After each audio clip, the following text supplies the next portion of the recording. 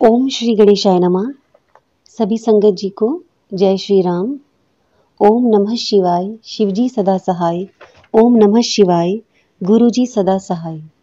जय गुरु जी, शुक्राना गुरु जी, अनंत अनंत शुक्राना गुरु जी। जय गुरु जी।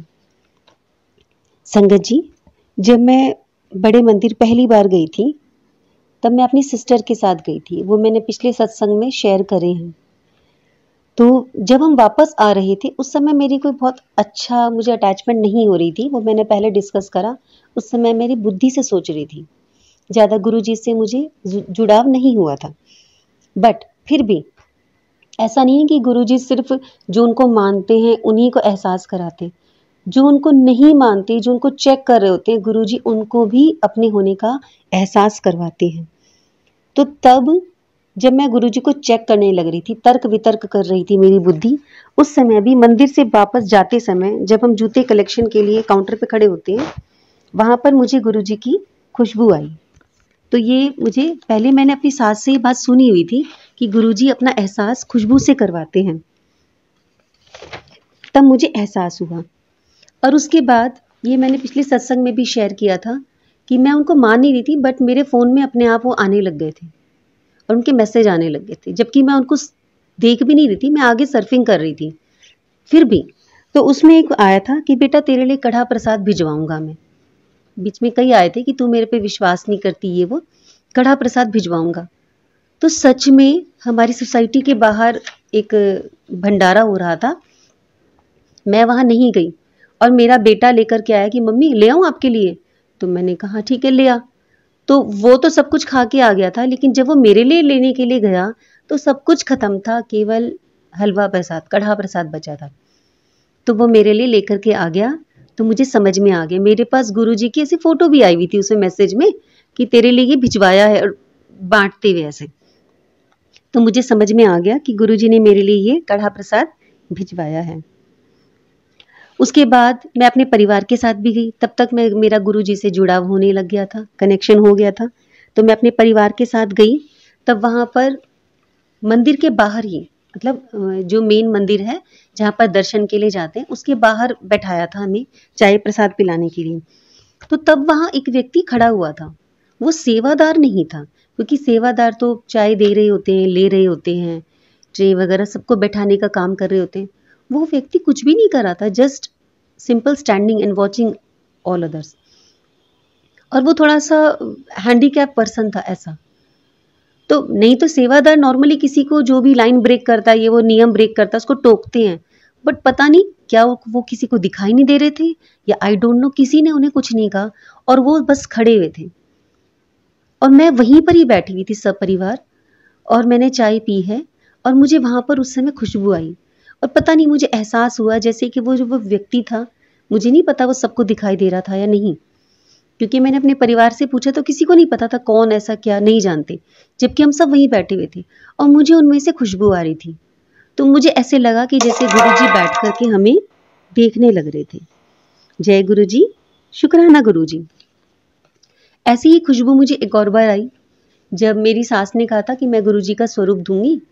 तो उन्होंने हमें उस दिन, जिस दिन मैं मतलब ससुराल में घुसी हूँ, तो मुझे लगा पूजा करी है। मैं दोपहर के समय गई थी। मैंने कहा अरे, मुझे लगा शायद डैडी लेट नहाए होंगे, लेट पूजा करी होगी। मैंने कहा धूप बत्ती जला रखी है। कह रहे नहीं। मैंने कहा इतनी अच्छी खुशबू आ रही है। तो मेरी सासू माँ कहने लगी हाँ हाँ, गुरुजी की खुशबू आ रही है तुझे, तेरे को लॉकेट स्वरूप मिलेगा ना, इसलिए। तो तब भी मुझे गुरुजी की खुशबू आई। जय गुरुजी, शुक्राना गुरुजी। गुरुजी आप अपने होने का एहसास बार बार करवाते हो, और गुरुजी आप डिमांड भी करते हो आप खुद ही। क्योंकि जो कुछ लोग बुद्धू होते हैं ना, उनको सेवा करनी नहीं आती, तो वो भी आप उनको ट्रेन करते हो। गुरुजी मैं हूँ बुद्धू, मैं आलसी हूँ, बहुत सारे विकार हैं, मुझे काम करने नहीं आते, या आते भी होते हैं तो आलस में करती नहीं हूँ। आपने मुझे मुझे बोला कि बेटा मेरा चटनी खाने का मन है, तो गुरुजी सच में ही चटनी बनी। मैंने ऐसे प्लान नहीं करा था, बट हाँ मन के अंदर एक बात चल रही थी। तो सच में ही नारियल की, धनिए की चटनी मिला करके बहुत ही टेस्टी चटनी बनी। नॉर्मली मेरे घर में चटनी कम पसंद करते हैं, मुझे बहुत पसंद है चटनी, बट मेरे बच्चे और हस्बैंड कम पसंद करते हैं। तो अगर बना दूं ना तो सिर्फ मैं ही खाती रहती हूँ, उसे पुरानी हो जाती है। तो मुझे लगता है कितनी ज़रा सी बनाऊँ, सिर्फ अपने लिए बनाऊँ।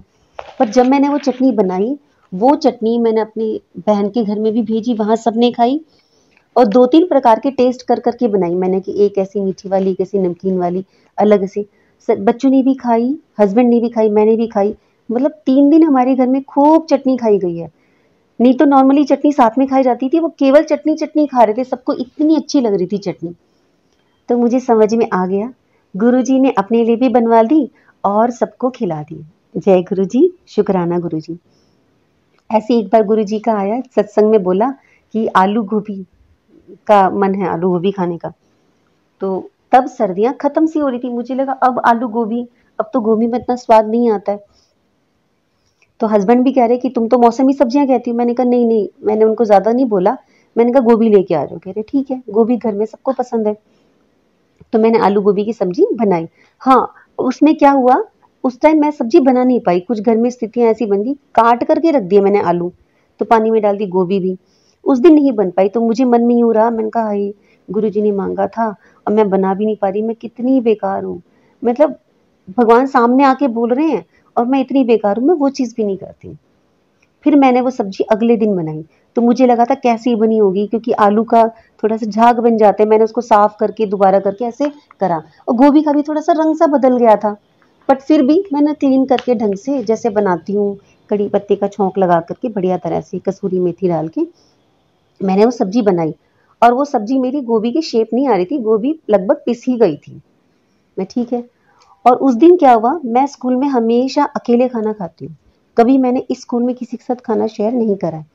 उस दिन हमारे स्कूल की मेंटर, तो जब हमारी ऊंची पोस्ट पर होते हैं हम तो थोड़ा सा गैप बनाते हैं, उन्होंने खुद ही मुझे कहा कि मैम खाना ले आओ, रिसेस होगी खाना खा लो। मैंने कहा मैम मेरा तो खाना ऊपर है और मैं तो ऊपर खाती हूँ, और मैं लहसुन प्याज भी नहीं खाती, मेरा थोड़ा सा परहेज है, इसलिए मैं अलग ही खाती हूँ। और उस समय नवरात्रि चल रहे थे। उन्होंने कहा नहीं नहीं ठीक है, मंगा लो साथ में खाएंगे। मैंने कहा मैम मैं सिंपल खाती हूँ। मतलब उन्होंने मुझे इतना कंपेल करा, ये मेरे साथ पहली बार हुआ, जबकि मैं स्कूल में नई थी और वो मेंटर मुझे इतना जानती भी नहीं थी। पर उन्होंने मुझे कहा कि लेके आओ, तो मैंने बच्चे से मंगवा लिया और मैंने उनको अपनी सब्जी दी, शेयर करा और खाया। कह रही हाँ ये तो बिल्कुल हमारे जैसा ही, हम भी सिंपल खाना खाते हैं, ये भी वैसी सिंपल है। तो मेरे को मन में इतनी खुशी हुई कि इस स्कूल में पहली बार मैंने अपना खाना किसी के साथ शेयर करा, और ये वही हुआ। इसका मतलब गुरुजी ने मेरा जो है मेरी सब्जी स्वीकार करी। जय गुरुजी, शुक्राना गुरुजी। ऐसे ही बीच में कुछ फेजेस ऐसे आए कि मन थोड़ा सा उदास रहता था। सत्संग बड़ा हो जाएगा तो वो वाली बातें मैं अलग से सत्संग में शेयर करूंगी। तो गुरुजी ने मुझे कहा कि एक मैसेज ऐसा आया, अकेली बैठी रहती है, उदास रहती है, चल आज तेरे साथ चाय पीऊंगा। मैंने सोचा ऐसे तो मैसेज पता नहीं कितने आते हैं, मेरे साथ तो ऐसा कहाँ होता है। और मैं शाम को चाय बनाने लगी तो मेरा बेटा चाय नहीं पीता है, बेटे ने कहा मम्मी, बार बार पूछा मम्मी चाय बना रहे हो, मम्मी चाय बना रही हूँ, मैं भी चाय पीऊंगा। तो मैंने कहा ठीक है, मैं आपके साथ बैठ के चाय पीऊंगा, मम्मी मन कर रहा है। और सच में उस दिन उसने मेरे साथ बैठ करके चाय पी, और मैं समझ गई कि गुरुजी ने मेरे साथ चाय पी। जय गुरुजी, शुक्राना गुरुजी। ऐसे ही जब मैं परेशान थी तो गुरुजी कहते थे सत्संग सुन, पर पता नहीं जब मन परेशान होता है ना, मैं थोड़ी सी उल्टी हूँ। लोग कहते हैं दुख में भगवान याद आती हैं, पर मैं उल्टी हूँ। मेरा जब मन खुश होता है ना, मुझे तब ईश्वर के निकट बैठना, ईश्वर से बातें करना, तब भजन गाना, नाचना अच्छा लगता है। और जब मैं दुखी होती हूँ तो मेरा भगवान का नाम लेने का भी मन नहीं करता। तो पता नहीं मन उदास था, तो मैं सीरियल्स कभी देखती नहीं हूँ, इतनी एज में मैंने कभी देखे नहीं है। पर पता नहीं मैंने एक बहुत ही बेकार सा सीरियल, बच्चे कह रहे मम्मी आपका टेस्ट ऐसा, आप तो ये सास बहू की ऐसी ऐसी चीजें नहीं देखती थी, और इसकी तो प्रेजेंटेशन भी अच्छी नहीं है, कितना बेकार स्टाइल का है। मैंने वो देखना शुरू कर दिया। ऐसी फोन पे भी मैं कुछ कुछ सत्संग की बजाय, मतलब मन स्थिर नहीं हो रहा था, कुछ कुछ और देखने लगी। तो गुरुजी ने कहा कि बेटा छोटे छोटे सत्संग सुना कर। उनको ये समझ में आ गया, मैं गुरुजी को मन मन में बोल रही मैं बड़े बड़े सत्संग नहीं सुन सकती। तो गुरुजी ने मुझे बोला छोटे छोटे सत्संग सुन बेटा, और सच में मेरे फोन में छोटे छोटे सत्संग आने लग गए, 2 मिनट के, 3 मिनट के, 4 मिनट के, 6-7 मिनट के, मतलब बड़े बड़े नहीं आ रहे थे। मैंने कहा मैं इतने लंबे लंबे नहीं सुन सकती, मेरा मन स्थिर नहीं हो रहा है, जो भी है। तो गुरुजी सच में मेरी जो है मेरी प्रॉब्लम समझी। और गुरुजी ने कहा बेटा छोटे छोटे सत्संग सुन, दिन में ज्यादा मत सुन, चाहे एक सुन, मेरे स्वरूप के आगे बैठ करके सुन। तो जो गुरुजी का स्वरूप रखा हुआ है उसमें मेरा बेटा रहता है, तो वहां उस कमरे में मैं थोड़ा कम बैठती हूँ। तो दूसरे वाले कमरे में लौकिक स्वरूप में अक्सर वहां टांग देती हूँ उधर। तो सच में मैंने जो छोटे छोटे सत्संग सुने गुरुजी के सामने बैठ करके ही सुने। मतलब गुरुजी ने अपनी आज्ञा अपने आप ही पूरी करवा दी, जो मैंने चाही नहीं फिर भी गुरुजी ने पूरी करवा दी। जय गुरुजी, शुक्राना गुरुजी। यहाँ तक कि ये भी हुआ कि मैं बीच बीच में कुछ कुछ रील्स देखने लग गई थी। मैं जीवन में कभी रील्स नहीं देखती थी, पर पता नहीं अब मैं कैसे ऐसे हंसी मजाक की ये वो बेतुकी कुछ कुछ ऐसी रील्स देखने लगी। तो रील के बीच में ही मैं कुछ और रील चला रही हूँ, रील के बीच में गुरुजी का सत्संग आ रहा है, भजन आ रहा है, छड़ टेंशन छड़ टेंशन। मैंने कहा ये क्या, मैं चला रही हूँ कुछ और, फिर कुछ और आ रहा है। और ऐसा मेरे साथ एक बार नहीं हुआ, ऐसा बार बार हुआ है। जब भी गुरुजी कहते तू फालतू की चीजें देखती है, और सच में मेरे साथ ये हो रहा है। गुरुजी मुझे डांटते जैसे पिता कंट्रोल करते ना कि बेटे ये नहीं ये कर, मैं चलाती कुछ और हूँ और चल कुछ और जाता है। गुरुजी आप सच में मेरे पापा जैसे ही व्यवहार करते हो। मेरे पापा भी ऐसे ही डांटा करते थे और मनाया करते थे किसी तरह से। आप सच में मेरे पापा ही हो। कई बार मैं आपकी शक्ल देखती हूँ ना तो मुझे उसमें अपने पापा ही दिखाई देते हैं, और अपने पापा की शक्ल देखती हूँ उसमें आप दिखाई देते हो, दोनों रिजेंपल करते हो। मैं आपको पापा बोलूं या गुरुजी बोलूं, गुरु पापा बोलूं, क्या बोलूं। जय गुरुजी, शुक्राना गुरुजी, अनंत अनंत शुक्राना गुरुजी। आप मेरा इतना इतना ध्यान रखते हो गुरुजी, इतना ध्यान रखते हो ना कि मेरे पास मैं इतनी कलेक्शन भी नहीं है। आपने कहा था कि बेटा शुक्राना करते करते थक जाएगी। मतलब आपने इतने सत्संग दे रखे हैं कि मैं भूल जाती हूँ कितने सत्संग दे रखे हैं, याद ही नहीं रहता क्या बोलना है क्या नहीं बोलना, किस सीक्वेंस में बोलूं कैसे बोलूं। Thank you guruji, thank you guruji. मैं तो इस योग्य नहीं हूँ गुरुजी कि जितना आप मुझे थाम रहे हो। मुझे तो मेरे अंदर इतनी कमी है गुरुजी, इतनी कमी है कि मेरी कमियों की लिस्ट खत्म नहीं होगी। लेकिन मैं बहुत बेकार हूँ। एक होता है जानबूझ के गलतियां करना, सॉरी देखो फिर मैंने उल्टा बोला। एक होता है गलती से गलती करना, एक होता है जानबूझ के करना। मैं जानबूझ के भी गलतियां करती हूँ, आलस करती हूँ, बहुत सारे विकार है मेरे अंदर, गंदी आदतें हैं कई सारी। पर गुरुजी आप फिर भी मुझे इतना प्यार करते हो, इतना ध्यान रखते हो गुरुजी। थैंक यू गुरुजी, शुक्राना गुरुजी, अनंत अनंत शुक्राना गुरुजी। ओम नमः शिवाय, शिवजी सदा सहाय। ओम नमः शिवाय, गुरुजी सदा सहाय। गुरुजी मुझे इन विकारों से मुक्ति दिला दो गुरुजी। मुझ में तो बिल्कुल भी हिम्मत नहीं है, मैं बिल्कुल निष्क्रिय हूँ। पता नहीं मैं जीती हूँ या नहीं जीती हूँ, शायद मुझे जीवन जीना भी नहीं आता। आप ही मेरे से काम करवा गुरुजी, मुझे कठपुतली बना दो, अपनी कठपुतली बना दो। मैं अपनी बुद्धि से नहीं चलूँ, आपकी बुद्धि से चलूँ। जैसा आप चाहते हो गुरुजी मैं बनूं। मेरे में हिम्मत नहीं है गुरुजी।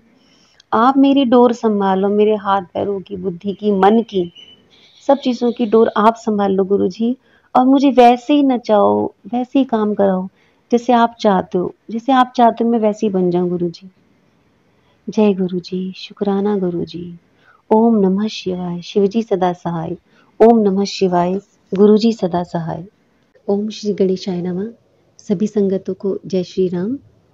ओम नमः शिवाय, शिवजी सदा सहाय। ओम नमः शिवाय, गुरुजी सदा सहाय। जय गुरुजी, शुक्राना गुरुजी। एक बार गुरुजी का मेरे पास मैसेज आया कि बेटा तू बड़े मंदिर आ, मैं तेरे से सेवा ले। मुझे लगा क्या सेवा लेंगे गुरुजी, क्या सेवा करूंगी। फिर मैंने सोचा ठीक है, जो उन्होंने सोचा है तो उन्होंने ही सोचा है, मैं क्यों परेशान हूँ, वो अपने आप ही देखेंगे। पर फिर भी मन में क्यूरोसिटी हो रही थी, क्या गुरुजी मुझसे सेवा लेंगी और मैं हस्बैंड के साथ जा रही हूँ, उनके साथ मैं क्या कर पाऊंगी क्या नहीं, उनको गुस्सा आएगा कि ये कुछ कर रही है, उनके आगे मैं अपनी मर्जी नहीं कर सकती हूँ। तो फिर सोचा चलो ठीक है कोई बात नहीं। और जब मैं जा रही थी तो रास्ते में मैंने कुछ दो लेडीज़ को, दो आंटीज़ को बॉटल उठाते हुए देखा, पॉलीथीन बॉटल उठा रहे थे वो। तो मुझे लगा हाँ ये सेवा मैं कर सकती हूँ। ठीक है कुछ सेवा निर्धारित हैं, सेवादार वो सबके फिक्स हैं, वो कर रहे हैं, लेकिन ये काम मैं कर सकती हूँ, मैं रास्ता साफ कर सकती हूँ, इसमें कोई ऐसी बात नहीं है। तो गुरुजी ने मुझे जाते समय आइडिया दे दिया था। तो फिर भी लेकिन मैंने कुछ करा नहीं, मैं आगे चली गई, गुरुजी के दर्शन करे, लंगर प्रसाद किया। उसके बाद जब बाहर आने लगी ना, तो मेरी बेटी और मैं, हमने अपने आप ही सोचा, बॉटल आई रास्ते में पैर के नीचे जल प्रसाद की, तो मैंने कहा बेटा इसको उठा लेते हैं, रास्ते में ऐसे ठीक नहीं है, सब लोग चल रहे हैं तो टकराएंगे, ऐसे गंदगी नहीं होनी चाहिए। तो बस मैं और मेरी बेटी हमने इतनी बॉटल्स उठाई कि हमारे दोनों हाथ पूरी तरह से भर चुके थे। हमने काख में भी रख लिया, अपने पर्स में भी डाल लिया, बहुत सारी बॉटल्स पड़ी हुई थी। फिर आगे कोई डस्टबिन नहीं दिख रहा था कि कहाँ डालेंगे। फिर आगे सेवादारों से हमने पूछा, जहाँ क्रॉसिंग होती है वहां पर जाके, तो हमने बोला कि हम ये कहाँ डालें, ये जल प्रसाद की बॉटल्स आई हैं। तो उन्होंने बोला वहाँ पॉलिथीन है, वहाँ डाल दीजिए। तो गुरुजी ने मुझसे सेवा ले ली। थैंक यू गुरुजी, आपने मुझे छोटी सेवा दी, पर मुझे ये सेवा देके बहुत ही अच्छा लगा। जय गुरुजी, शुक्राना गुरुजी। संगत जी, मुझे थोड़ा सा फिजिकल वीकनेस है, कुछ सर्जरीज वगैरह की वजह से, तो कमज़ोरी है। तो सर्दियाँ जाती हैं, गर्मियाँ आने से पहले ही ये मुझे हर साल होता है, बहुत तेज़ सर दर्द हो जाता है, क्योंकि एकदम से शरीर बर्दाश्त नहीं कर पाता क्लाइमेट चेंज। तो बहुत ज़्यादा मुझे सिर दर्द रहने लग गया था, इतना तेज़ कि दवाई लेने से भी आराम नहीं हो। तो पिछले स्कूल में तो सब मुझे जानते थे, अब यहाँ नए स्कूल में मैं कैसे क्या करूँ, मुझे परफॉर्म करना है, और वहाँ गर्ल्स थी, यहाँ बॉयज़ भी हैं, चिल्लाना भी पड़ता है, सारे काम भी करते हैं, वर्क प्रेशर है, करना भी पड़ता है। एकदम से बिना खाए पिए स्कूल जाना, फटाफट भाग के चली जाती हूँ बिना खाए, लेके भी जाती हूँ तो स्कूल में इतना टाइम नहीं मिलता कि जल्दी से कुछ खा पी लूँ, अक्सर वो ऐसे ही रह जाता है, ये हो जाता है। तो मेरा खाना पीना ठीक से नहीं हो पाता है, तो सर दर्द ठीक हो भी कैसे, किसी भी तरह से आराम नहीं आ रहा था। मैंने थोड़ी आयुर्वेदिक दवाइयाँ भी ली, टॉनिक वॉनिक पिए, इंग्लिश दवाइयाँ भी ली, और जो मेरे को एक न्यूरो की दवाई भी बता रखी है डॉक्टर ने कि कभी ज़्यादा दर्द हो तो आप ये ले लेना, उससे भी आराम नहीं आया मुझे। किसी भी तरह से सर दर्द में आराम ही नहीं आ रहा था, मेरी आंखें ही नहीं खुल रही थी। फिर एक सत्संग में गुरुजी के मैसेज आया मेरे पास, एक संगत जी ने बताया कि उनको भी ऐसी सिर दर्द रहता था, तो उन्होंने गुरुजी के जल प्रसाद को ही हाथ में लिया, गुरुजी का नाम लेकर के अपने माथे पे लगाया, सिर पे लगाया, छींटा लगा तो ठीक हो गया। तो फिर मैंने सोचा मैं भी ऐसे ही करूँगी। उस समय में मेरे पेट दर्द भी बहुत रहने लग गया था, क्योंकि दवाइयाँ खा रही हूँ, सर दर्द दूर करने के लिए दवाई भी नहीं पच रही है, उससे पेट दर्द हो रहा है, खाना पीना डिस्टर्ब हो रहा है, आँखें भी दर्द रहने लगी थी। तो फिर मैंने ऐसा ही किया, एक दिन मैंने ऐसा किया, गुरुजी का नाम लिया, जो गुरुजी के आगे जल प्रसाद रखती हूँ मैं, वही जल हाथ में लेकर के गुरुजी का नाम लिया कि मेरा सर दर्द दूर कर दो। मैंने सर पे छींटे मारे, माथे पे लगाया, आँखों पे लगाया, थोड़ा सा पेट पे भी छिड़क दिया कि इससे मुझे आराम हो। सच में मेरे सिर दर्द गायब हो गया संगत जी, सच में। और ऐसा मैंने 2-3 बार किया। फिर थोड़े दिन बाद मुझे फिर से दर्द रहने लग गया, तो मैंने ऐसे किया। फिर थोड़े दिन बाद, मतलब 3-4 बार मैंने ऐसे किया, और मुझे बिना किसी दवाई के सर दर्द में आराम आ गया। ये बात मैंने घर अपने परिवार को भी बताया, तो सब लोगों को लगा सच में ये इतना परेशान रह रही थी, इसको 20-25 दिन हो गए थे मुझे लगातार इतने सिर दर्द में रहना, सुबह उठते भी सिर दर्द, सो रही हूँ तब भी सिर दर्द, आराम नहीं आ रहा। मैं सबको कह रही हूँ चुप हो जाओ, चुप हो जाओ, कुछ टीवी मत चलाओ, कुछ गाना मत चलाओ, कुछ नहीं। घर में सब परेशान थे, लेकिन जब मैंने बात बताई सबको, मैंने बोला, मैंने कहा गुरु जी का तिलक लगाओ, गुरु जी का जल प्रसाद ऐसे लगाओ, तो बाकी लोगों ने भी ऐसा ही किया, तो हमें काफी आराम हुआ। गुरु जी आप ही दवाई हो, है ना, किसी और दवाई की जरूरत ही नहीं है। जो चीज पे आपका नाम लिख दिया गुरु जी, आपका नाम बोल दिया, सुमिरन कर दिया, वो सब चीज औषधि है। आपका तिलक, कई बार तो ऐसा हुआ है गुरु जी, जैसे मैं सुबह जल्दी जा रही होती हूँ, तो आपका स्वरूप दूसरे कमरे में होता है, और मैं अपने कमरे से ही तैयार होकर, वहीं बाथरूम ड्रेसिंग टेबल है, वहां मैंने एक तिलक रखा है, चंदन तिलक, तो मैं आपको सुमिरन करती हूँ कि गुरु जी, और मन से आपको लगा के फिर अपने लगा लेती हूँ, और सच में मुझे आराम आया गुरु जी। सच में आपके नाम से, आपके नाम ही औषधि है, आपका सुमिरन विचार ही औषधि है। आपको सोच के जो भी करो वो रोग दूर हो जाते हैं। जय गुरु जी, शुक्राना गुरु जी, इतनी आसान औषधि देने के लिए, जो फ्री ऑफ कॉस्ट है, सब जगह मिल जाती है ना। जय गुरु जी, शुक्राना गुरु जी। गुरु जी एक और संगत जी, एक और सत्संग बताना चाहती हूँ मैं। नवरात्रि में मेरे हस्बैंड थोड़ा सा, कई बार पता नहीं उनका फेजेस चलते हैं, कभी कभी वो कुछ चीजें मानते ही हैं, कभी कभी मानते हैं, पता नहीं दोनों ही ऐसे हो गए थे, हस्बैंड भी बेटा भी। कोई मान ही नहीं रहे थे। मुझे नवरात्रि पे बहुत ज़्यादा आस्था है, मेरे को बहुत मन करता है मैं पूजा पाठ करूँ, ये करूँ, लेकिन वो लोग कोई मदद ही नहीं कर रहे थे। और फिर हस्बैंड तो बीच में ऑफिस के काम से चले भी गए। तो मुझे ये था कि अब की बार मैं जब कढ़ाई कढ़ाई करूँगी तो हस्बैंड नहीं होंगे, मैं अकेली होंगी, कैसे करूँगी। पता नहीं उस समय बेटे का भी मन कैसा होने लग गया। घर का माहौल थोड़ा ऐसा हो रहा था, थोड़ा सा घर में ब्लैक मैजिक वगैरह हो रखा था। वो मैं बाद में अगले सत्संग में बताऊंगी। वो मुझसे ज़्यादा बात सुन नहीं रहा था, मेरी बात मान नहीं रहा था, ऐसे ही चल रहा था। यहाँ तक कि उसने प्याज की सब्जी बनाई। मैं कह रही थी बेटा इस समय में ऐसा नहीं खाते पीते हैं। उसने प्याज की सब्जी बनाई, मुझे अच्छा नहीं लगा। फिर मैंने चलो कोई बात नहीं। अब की बार मेरे जौ भी उगे नहीं, बिल्कुल भी नहीं उगे, थोड़े से भी। तो मन में ये था कि सच में सैलरी भी नहीं आ रही थी, तो ये था कि पैसों की किल्लत हो रही है। मैंने कहा ठीक है, गुरुजी जैसा चाहेंगे, देवी माँ जैसा चाहेगी वैसा ही होगा। लेकिन गुरुजी का मेरे पास मैसेज आया कि बेटी तू घबरा ना, देवी का आशीर्वाद तुझे ज़रूर मिलेगा, मैं आऊँगा तेरे साथ। ठीक है? तो सच में ऐसा हुआ, मेरी मेड आई। उस मेरी मेड शाम के समय आती है, पर उस दिन मेरा बेटा इतना सोया कि उठ ही नहीं रहा था। मैं अकेली थी सब कामों में, यहाँ तक कि नारियल हमारे यहाँ पुरुष ही पधारते हैं। अब सब कामों में अकेली थी मैं ठीक है कोई बात नहीं, जो काम करने हैं तो करने हैं, कोई बात नहीं। यहाँ तक कि मैंने देवी माँ के चला भी रखे थे भजन वगैरह, बेटा तब भी नहीं उठा। तो फिर मैं सब काम करने लगी। मैंने देवी माँ को ही बोला, गुरुजी को ही बोला। मैंने कहा जैसी आपकी इच्छा होगी वैसे ही होगा, अगर मेरा भोग स्वीकार करना चाहोगे तो करोगे, बाकी कोई बात नहीं, देखी जाएगी जो होगा। तो मेरी मेड उस दिन सुबह ही आ गई, मेरा काम पूरा भी नहीं हुआ था, पहले ही आ गई सुबह। मैंने कहा अरे सुबह कैसे आई हो? कह रही वो मैंने सोचा कि अभी आप लोग काम कर रहे होंगे, कढ़ाई कर रहे होंगे, मैं पहले आ गई।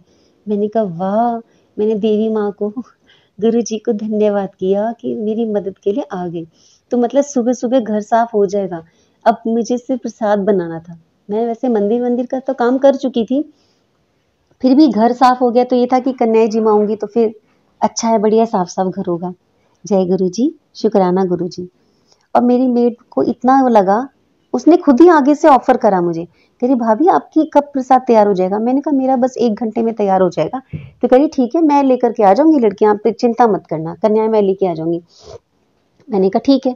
तो सच में जो उसने मुझे समय बोला था, उस समय में 10 बजे 3 लड़कियां और एक लड़का लेकर के आ गई। मैंने कहा था मुझे 9 लड़कियां और एक लड़का, मतलब 9 देवी माँ और एक हनुमान जी, हम ऐसे 10 लोगों को पूछते हैं। तो वो 3 लड़कियां लेकर के आई और एक लड़का। तो मैंने कहा रो चलो 3 देवियां तो होगी, महालक्ष्मी, महासरस्वती, महाकाली, ये तो हो गई। और उन्होंने घर में बैठ करके प्रसाद ग्रहण किया, उनकी पूजा करी मैंने। तो गुरु जी आपने मेरी मदद करी, जय गुरु जी, शुक्राना गुरु जी। लेकिन फिर भी मैंने तो सबका प्रसाद रखा हुआ था, अभी भी मेरे पास 6 कन्याओं का प्रसाद रखा हुआ था, गिफ्ट रखा हुआ था। तो मुझे था कि मैं क्या करूं, बाहर जाऊं, अब बेटा सो रहा है, अकेली जाऊं, नई सोसाइटी में जानती भी नहीं थी कहाँ जाना है, और अकेले इतना सामान उठा के कैसे जाऊं, घर बंद भी करना होगा, बेटे को घर में बंद कर जाऊं, मन में इतनी सारी दुविधाएं थी। इतनी ही देर में मेरी बड़ी बहन आ गई, कहने लगी तूने कर लिया? उनका सुबह सुबह फोन आया था कि मेरे घर में कन्याएं बैठी हुई, तू आ जा। मैंने कहा दीदी मैं तो अभी भी नहाई हूँ, मेरी भी तैयारी नहीं है, समय लगेगा, आप कर लो। उसके बाद जब मैंने 3 पूछ ली तो दीदी का फिर से फ़ोन आया, तूने कर लिया? मैंने कहा हाँ, अभी मेरी मेड कह के गई है कि अभी 6 और लेकर के आएगी लड़कियाँ, लेकिन अभी तक वो आई नहीं है। और उसका मैं फ़ोन मिला रही तो मिल नहीं रहा। अब मुझे लग रहा है कि अगर मैं जाऊँगी इतनी देर में वो ले आएगी, तो ना मेरे बाहर जाते बन रहा था, ना घर में रुकते बन रहा था, क्योंकि वो कह रही थी मैं लेके आने वाली हूँ। तो दीदी ने कहा ठीक है तू यहीं रुक, मैं लेके आती हूँ। तो वो 6 कन्याएं लेकर के आ गई और मैंने वहाँ, मेरा कन्या पूजन पूरा हो गया। बाद में जब कन्या पूजन पूरा हुआ तब उसका फ़ोन आया कि दीदी मैंने भेजी थी 6 लड़कियां आ गई। मैंने कहा नहीं बहन, तुमने तो किसको भेजा पता नहीं, मेरी बहन लेकर के आई है, कोई नहीं आया। पर जो भी है मेरा कन्या पूजन पूरा हो गया। गुरु जी आपने मेरा ये काम करवाया, गुरु जी थैंक यू गुरु जी, शुक्राना गुरु जी, अनंत अनंत शुक्राना गुरु जी। ओम नमः शिवाय, शिव जी सदा सहाय। ओम नमः शिवाय, गुरु जी सदा सहाय।